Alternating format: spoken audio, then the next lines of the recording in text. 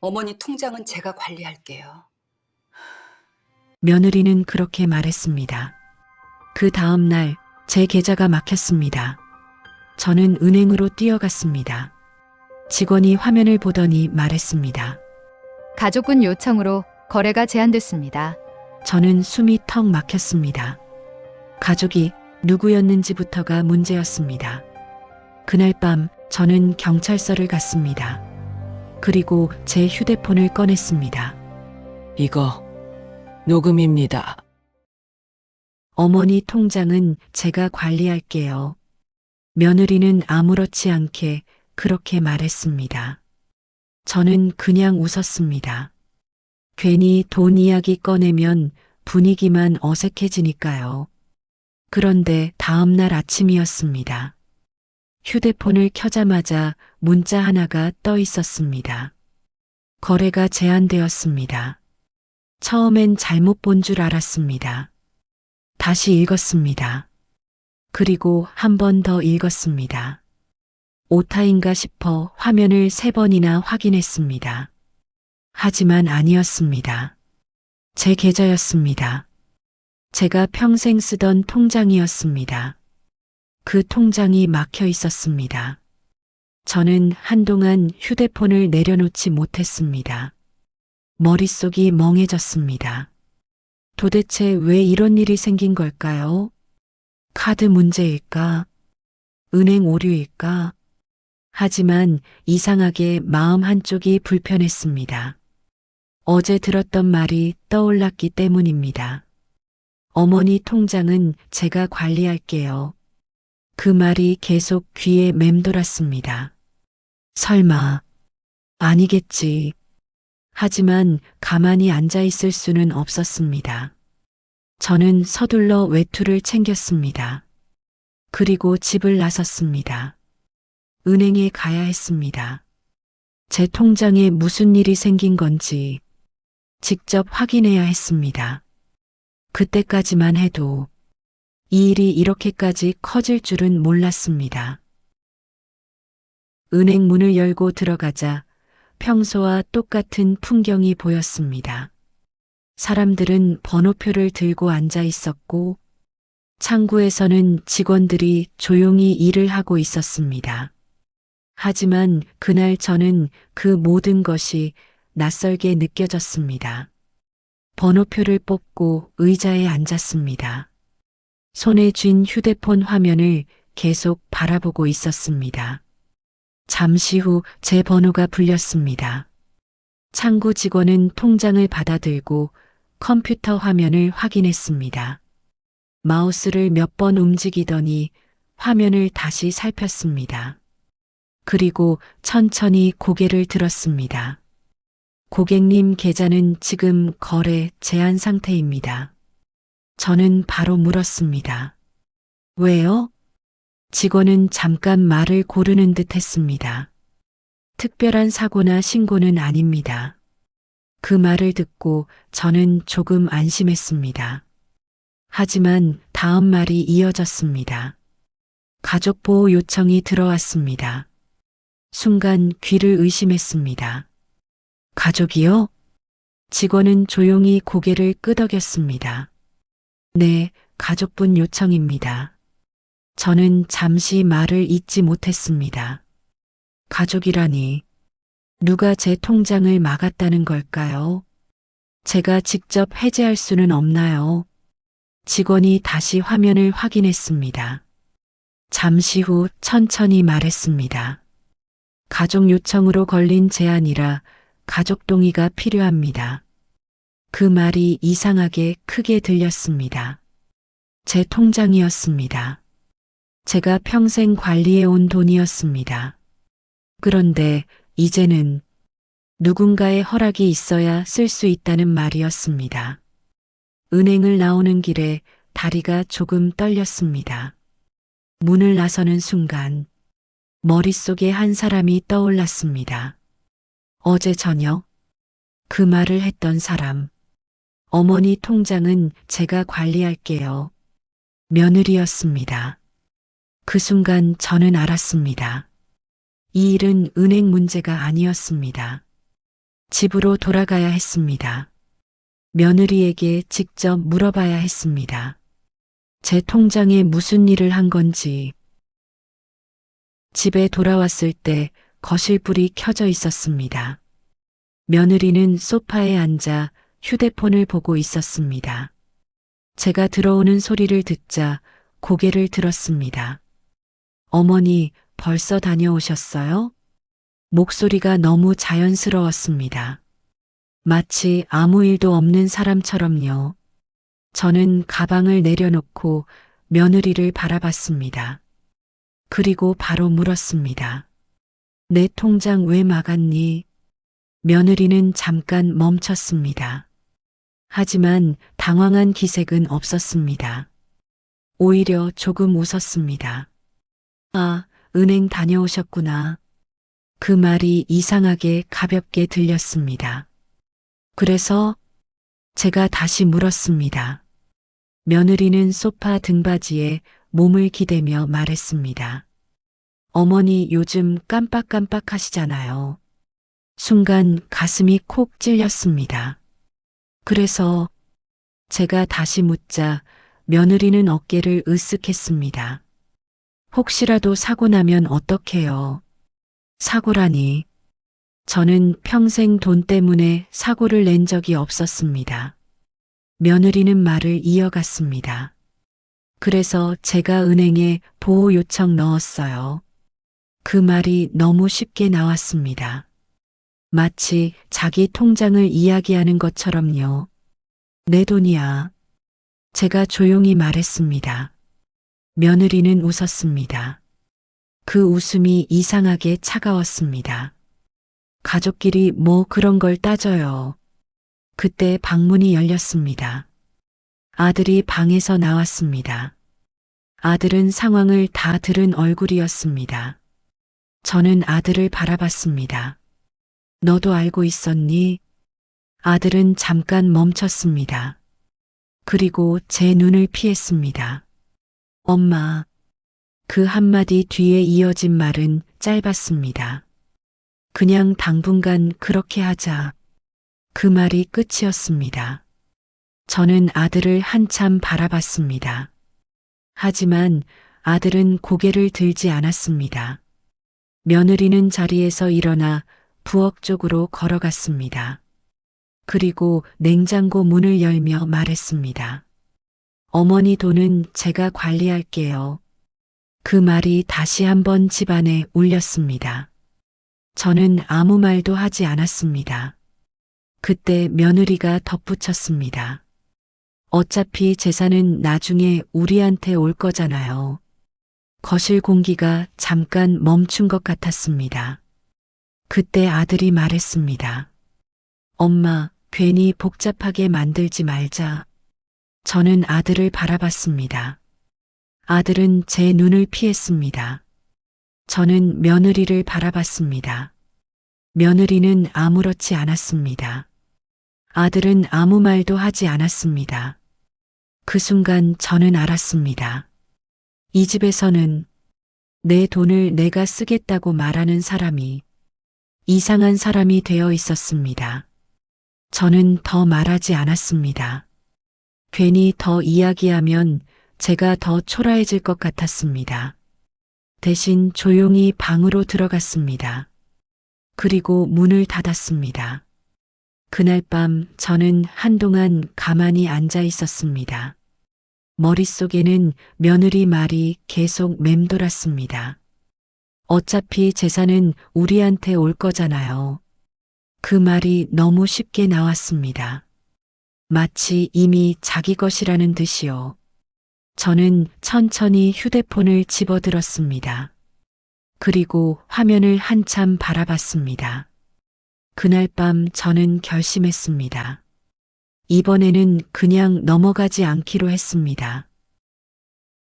며칠 동안 집안은 조용했습니다. 며느리는 평소처럼 지냈습니다. 아들도 아무 일 없는 사람처럼 출근을 했습니다. 하지만 저는 아무 일 없는 것처럼 지낼 수 없었습니다. 통장은 여전히 막혀 있었습니다. 저는 다시 은행으로 갔습니다. 이번에는 그냥 확인하러 간 게 아니었습니다. 도대체 어떤 방식으로 제 통장이 묶인 건지 그걸 정확히 알고 싶었습니다. 창구 앞에 앉아 직원이 저를 알아봤습니다. 고객님, 다시 오셨네요. 저는 바로 물었습니다. 계좌 제한을 누가 요청했는지 확인할 수는 없나요? 직원은 잠시 난처한 표정을 지었습니다. 그리고 조심스럽게 말했습니다. 요청자는 가족분으로 되어 있습니다. 그 말은 이미 알고 있었습니다. 하지만 제가 알고 싶은 건 그게 아니었습니다. 어떤 방식으로 요청했는지요. 직원은 잠시 컴퓨터 화면을 확인했습니다. 마우스를 몇 번 움직이더니 화면을 한참 바라봤습니다. 그리고 조용히 말했습니다. 대리인 신청으로 되어 있습니다. 저는 그 말을 이해하지 못했습니다. 대리인이요? 직원이 고개를 끄덕였습니다. 네, 보호 요청과 함께 대리 관리 신청이 들어와 있습니다. 순간 가슴이 철렁 내려앉았습니다. 제가 그런 신청을 한 적은 없습니다. 직원은 화면을 다시 확인했습니다. 그리고 말했습니다. 여기 서류가 접수돼 있습니다. 직원이 모니터를 살짝 돌려 보여줬습니다. 거기에는 제 이름이 적혀 있었습니다. 그리고 제 이름 옆에 서명이 하나 있었습니다. 저는 그 서명을 한참 바라봤습니다. 낯설었습니다. 그건 제가 쓴 글씨가 아니었습니다. 저는 조용히 말했습니다. 이 서명, 제가 한 게 아닙니다. 직원은 잠깐 말을 잇지 못했습니다. 저와 화면을 번갈아 보더니 조심스럽게 말했습니다. 혹시 가족분이 대신 작성했을 가능성도 있습니다. 가족. 그 말이 다시 들렸습니다. 저는 한동안 아무 말도 하지 못했습니다. 제 이름이 적힌 서류였습니다. 하지만 그 서류는 제가 만든 서류가 아니었습니다. 은행을 나오는 길에 이상하게 다리가 떨렸습니다. 집으로 돌아오는 동안 계속 한 생각이 머릿속을 맴돌았습니다. 며느리였습니다. 그날 거실에서 했던 말. 어머니 돈은 제가 관리할게요. 그리고 그 뒤에 했던 말. 어차피 재산은 나중에 우리한테 올 거잖아요. 저는 그 순간 알았습니다. 이 일은 단순히 통장이 막힌 문제가 아니라는 걸. 누군가 제 이름으로 무언가를 하고 있었습니다. 그날 밤 저는 한참 동안 휴대폰을 바라보고 있었습니다. 그리고 다시 녹음 버튼을 눌렀습니다. 이번에는 확실한 말을 남기기 위해서였습니다. 그날 이후로 저는 집안에서 말을 거의 하지 않았습니다. 며느리도 특별히 먼저 말을 걸지 않았습니다. 집안은 이상할 만큼 조용했습니다. 하지만 저는 알고 있었습니다. 이 조용함이 오래가지 않을 거라는 걸요. 며느리는 평소처럼 지냈습니다. 아침에 일어나 밥을 하고 아들은 출근을 했습니다. 겉으로 보면 아무 일도 없는 집이었습니다. 하지만 저는 가끔 거실을 지나갈 때마다 며느리 말을 떠올렸습니다. 어차피 재산은 나중에 우리한테 올 거잖아요. 그 말이 머릿속에서 자꾸 반복됐습니다. 그래서 저는 휴대폰을 항상 주머니에 넣고 다니기 시작했습니다. 화면을 켜는 것도, 녹음 버튼을 누르는 것도, 이제는 손이 익어버렸습니다. 며느리는 그 사실을 전혀 몰랐습니다. 며칠 뒤 저녁이었습니다. 아들이 퇴근해서 거실에 앉아 있었습니다. 며느리는 부엌에서 설거지를 하고 있었습니다. 저는 일부러 거실에 나와 앉았습니다. 며느리가 부엌에서 말했습니다. 여보, 아들이 대답했습니다. 왜? 며느리는 물컵을 내려놓으며 말했습니다. 어머니 통장은 그냥 내가 계속 관리하면 되지. 아들은 잠깐 아무 말도 하지 않았습니다. 저는 소파에 앉은 채 휴대폰을 천천히 켰습니다. 그리고 주머니 속에서 녹음 버튼을 눌렀습니다. 며느리는 말을 이어갔습니다. 괜히 통장 풀어주면 또 복잡해져.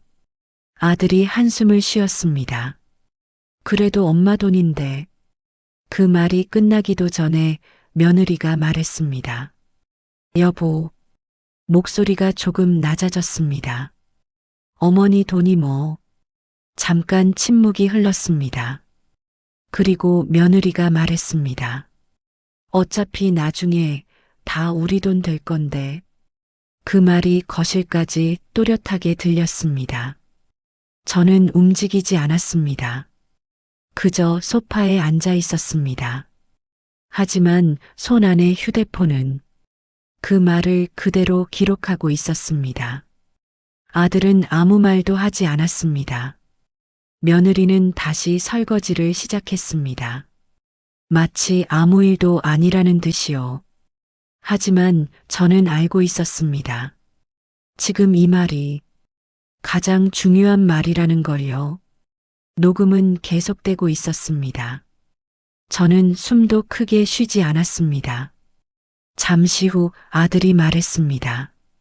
그래도 엄마 알면 화낼 텐데. 며느리는 웃었습니다. 그래서 모르게 하는 거지. 그 말이 끝났을 때 저는 천천히 휴대폰을 내려다봤습니다. 녹음 시간은 벌써 몇 분이 지나 있었습니다. 저는 조용히 녹음을 멈췄습니다. 그리고 화면을 잠시 바라봤습니다. 방금 들은 말들이 그 안에 그대로 남아 있었습니다. 그 순간 저는 확신했습니다. 이제 더 이상 말로 해결할 일은 아니라는 걸요. 그래서 저는 그날 밤 다시 집을 나섰습니다. 그리고 이번에는 은행이 아니라 경찰서를 향했습니다. 경찰서 문을 밀고 들어갈 때 괜히 발걸음이 조금 느려졌습니다. 제가 평생 이런 곳에 올 일은 없을 거라고 생각했기 때문입니다. 하지만 그날은 달랐습니다. 손 안에는 휴대폰이 들려 있었습니다. 며느리 말이 그대로 담긴 녹음이었습니다. 접수 창구 앞에 서자 경찰 한 분이 고개를 들었습니다. 무슨 일로 오셨어요? 저는 잠깐 말을 고르다가 말했습니다. 상담 좀 하고 싶습니다. 잠시 후 작은 상담실로 안내를 받았습니다. 책상 하나와 의자 2개가 있는 조용한 방이었습니다. 경찰은 메모장을 꺼내며 말했습니다. 어떤 일인지 말씀해 보세요. 저는 바로 휴대폰을 꺼내지 않았습니다. 먼저 천천히 이야기를 했습니다. 통장이 막힌 일, 은행에서 들은 말, 며느리가 통장을 관리하겠다고 했던 이야기, 그리고 대리 신청 서류에 있던 서명까지. 경찰은 중간에 말을 끊지 않았습니다. 가끔 고개를 끄덕이며 메모를 했습니다. 제가 이야기를 다 마쳤을 때 경찰이 물었습니다. 혹시 증거가 있습니까? 저는 그때 휴대폰을 꺼냈습니다. 그리고 말했습니다. 녹음이 있습니다. 경찰은 잠깐 눈을 들었습니다. 들어볼 수 있을까요? 저는 고개를 끄덕였습니다. 그리고 재생 버튼을 눌렀습니다. 조용한 상담실 안에 며느리 목소리가 그대로 흘러나왔습니다. 어차피 나중에 다 우리 돈 될 건데. 그 말이 방 안을 채웠습니다. 녹음은 몇 초 더 이어졌습니다. 그래서 모르게 하는 거지. 재생이 끝났습니다.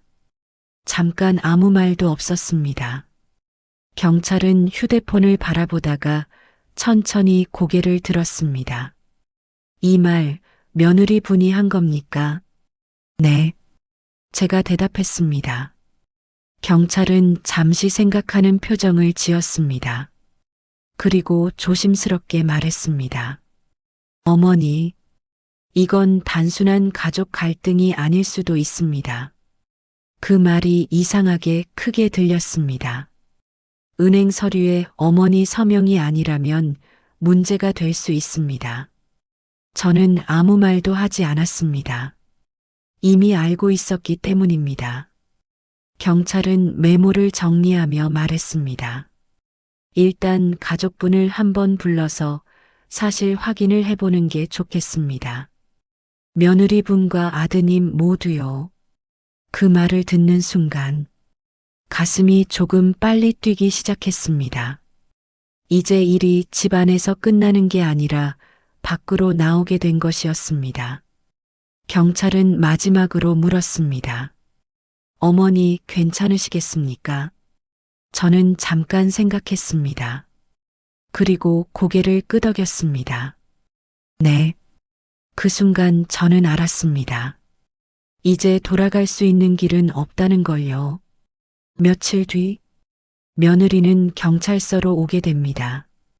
그리고 그 자리에서 제가 가지고 온 녹음을 다시 듣게 됩니다.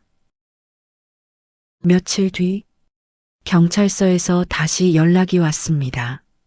가족 확인이 필요하다고 했습니다.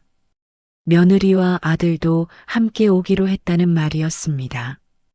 약속한 날 저는 조금 일찍 경찰서에 도착했습니다. 상담실 문 앞 의자에 앉아 있었습니다. 휴대폰을 손에 쥔 채 한동안 아무 말도 하지 않았습니다.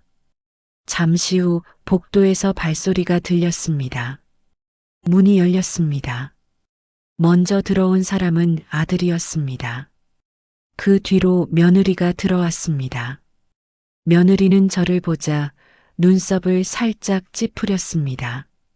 어머니 여기서 뭐 하세요? 저는 대답하지 않았습니다. 경찰이 자리를 정리하며 말했습니다. 오늘은 사실 확인을 위해 모셨습니다. 며느리는 의자에 앉으며 말했습니다. 무슨 일인지 모르겠네요. 목소리는 여전히 차분했습니다. 경찰이 말했습니다. 어머니 계좌 관련 문제입니다. 며느리는 잠깐 웃었습니다. 아, 그거요? 그리고 아무렇지 않게 말했습니다. 제가 보호 요청 넣은 겁니다. 어머니 요즘 깜빡하셔서요. 경찰이 물었습니다. 어머니 동의가 있었습니까? 며느리는 잠깐 말을 멈췄습니다. 그리고 말했습니다. 가족인데 그런 것까지 필요합니까? 상담실 안이 잠깐 조용해졌습니다. 그때 경찰이 제 쪽을 바라봤습니다. 어머니, 저는 천천히 휴대폰을 꺼냈습니다. 그리고 테이블 위에 올려놓았습니다. 며느리는 그걸 보고 말했습니다. 그건 뭐예요? 저는 대답하지 않았습니다. 그 대신 재생 버튼을 눌렀습니다. 잠시 후 상담실 안에 며느리 목소리가 흘러나왔습니다. 어차피 나중에 다 우리 돈 될 건데. 며느리는 움직이지 않았습니다. 아들도 아무 말도 하지 않았습니다. 녹음은 몇 초 더 이어졌습니다. 그래서 모르게 하는 거지. 재생이 끝났습니다. 상담실 안이 조용해졌습니다. 며느리는 천천히 고개를 들었습니다. 그리고 말했습니다. 그건 그냥 한 말이에요. 경찰이 조용히 물었습니다. 어머니 서명도 대신하셨습니까? 며느리는 대답하지 않았습니다. 아들은 옆에서 아무 말도 하지 않았습니다. 저는 그 장면을 가만히 보고 있었습니다. 며칠 동안 머릿속에서만 돌던 말들이 지금 이 방 안에서 그대로 들리고 있었습니다. 그때 경찰이 말했습니다. 은행 서류와 녹음 내용은 확인이 필요합니다. 필요하면 추가 조사도 진행될 수 있습니다. 며느리는 아무 말도 하지 않았습니다. 아들도 고개를 들지 않았습니다. 저는 그 자리에 가만히 앉아 있었습니다. 그날 처음으로 며느리는 제 눈을 제대로 보지 못했습니다. 며칠 뒤 은행에서 연락이 왔습니다. 계좌 제한이 해제됐다는 말이었습니다. 저는 다시 은행으로 갔습니다. 창구 직원은 저를 보자 조용히 고개를 숙였습니다. 고객님 계좌는 정상 처리되었습니다. 그 말이 이상하게 멀리서 들리는 것 같았습니다. 직원은 통장을 제 앞으로 밀어주었습니다. 저는 그 통장을 한참 바라봤습니다. 평생 제가 관리해온 통장이었습니다. 그런데 며칠 동안 그 통장이 제 것이 아닌 것처럼 느껴졌었습니다. 저는 통장을 가방에 넣었습니다. 그리고 은행을 나왔습니다. 집으로 돌아오는 길이 조금 길게 느껴졌습니다. 현관문을 열고 들어가자 거실이 조용했습니다. 며느리는 소파에 앉아 있었습니다. 저를 보자 잠깐 일어났습니다. 하지만 아무 말도 하지 않았습니다. 아들은 식탁 앞에 앉아 있었습니다. 저를 보더니 천천히 자리에서 일어났습니다. 그리고 말했습니다. 엄마. 그 뒤에 이어지는 말은 없었습니다. 저는 아들을 잠깐 바라봤습니다. 그리고 말했습니다. 통장 풀렸다. 그 말이 전부였습니다. 아들은 고개를 숙였습니다. 며느리는 아무 말도 하지 않았습니다. 저는 더 이상 이야기하지 않았습니다. 괜히 길게 말하면 제가 더 초라해질 것 같았습니다. 대신 조용히 방으로 들어갔습니다. 서랍을 열고 통장을 안에 넣었습니다. 그리고 서랍을 닫았습니다. 잠깐 손을 그 위에 올려놓았습니다. 며칠 동안 그 통장은 제 것이 아니었습니다. 적어도 그렇게 취급받고 있었습니다. 하지만 이제는 다시 돌아왔습니다. 통장이 돌아온 게 아니라 제 이름이 돌아온 느낌이었습니다. 그날 이후 며느리는 제 통장 이야기를 꺼내지 않았습니다. 아들도 마찬가지였습니다. 저도 그 일을 더 이상 말하지 않았습니다. 다만 한 가지는 알게 됐습니다. 가족이라서 참아야 하는 일은 있을지 몰라도 가족이라서 내 것을 빼앗길 이유는 없다는 것. 그날 저는 그걸 처음 알았습니다. 그리고 그 진실은 조용한 경찰서 상담실에서 천천히 돌아왔습니다.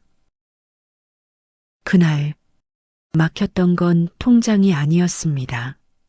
가족이라는 이름이었습니다. 극적 반전.